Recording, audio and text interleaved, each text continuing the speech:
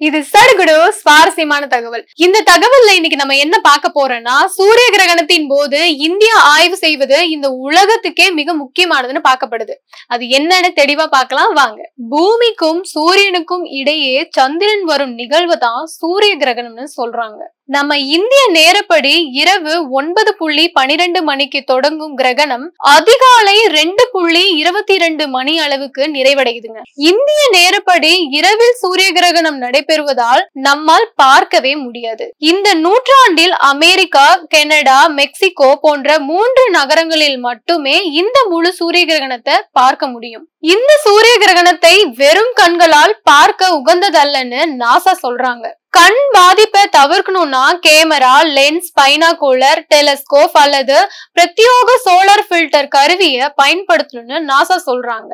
சூரிய கிரகணத்தை பார்க்க கனடாவில் உள்ள நயகரா நீர்வீழ்ச்சி அருகே 10 லட்சத்திற்கும் அதிகமானோர் வருவாங்கன்னு எதிர்பார்க்கப்படுகிறதுன்னு சொல்லப்படுது. முந்தைய சூரிய கிரகணத்தை விட இந்த சூரிய கிரகணம் அதிக நேரம் நீடிக்கும் என்பதால் நாசா இந்த காலகட்டத்தை பல சோதனைகள் நடத்தணும்னு பல திட்டங்கள்ல திட்டமிட்டுள்ளாங்க.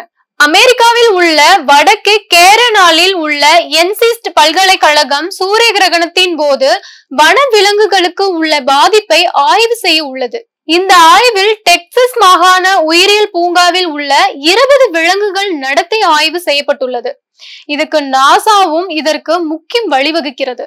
விலங்குகளோட சத்தத்தை கவனிக்க மைக்ரோ சிறிய அளவிலான மைக்க பொருத்தப்பட்டுள்ளதுன்னு தகவல் வந்திருக்குங்க. அமெரிக்கா விர்ஜீனியாவில் உள்ள நாசாவின் பிளாசாப் தளத்தில் இருந்து சூரிய கிரகண பகுதியை நோக்கி 3 ஆராய்ச்சி ராக்கெட்கள் செலுத்தப்பட்டுள்ளதுங்க. சூரிய கிரகணத்தின் போது வளிமண்டலத்தில் ஏற்படும் மாற்றங்களை இந்த ராக்கெட் பதிவு செய்துள்ளது.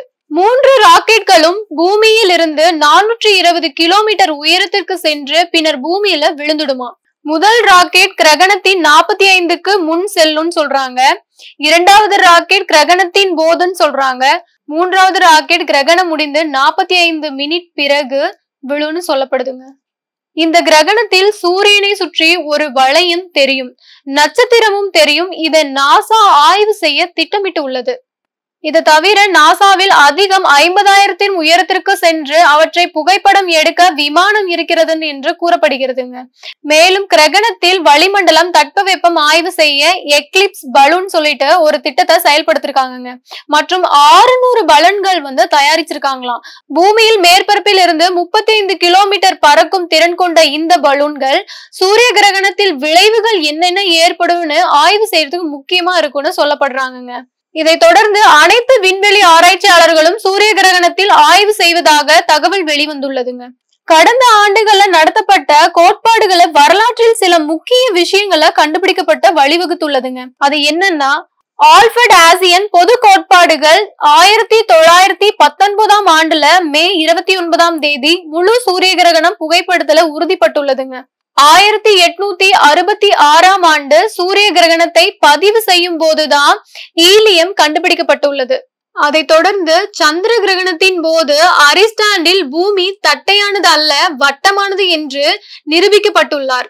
இப்படி ஒவ்வொரு சூரிய கிரகணத்தின் போது ஒவ்வொரு ஆராய்ச்சியாளர்கள் ஒவ்வொரு விஷயத்த புதுசா கண்டுபிடிச்சு உள்ளாங்க. இப்போது அதிக நேரம் சூரிய கிரகணம் நீடிக்கும்னு சொல்றாங்க. சோ அந்த இடத்துல நம்ம விண்வெளி ஆராய்ச்சியாளர்கள் பல திட்டங்களை தீட்டிருக்காங்கன்னு சொல்றாங்க. சோ இதுல நம்மளுக்கு பெனிஃபிட் கிடைக்குதுன்னு பார்க்கலாம்.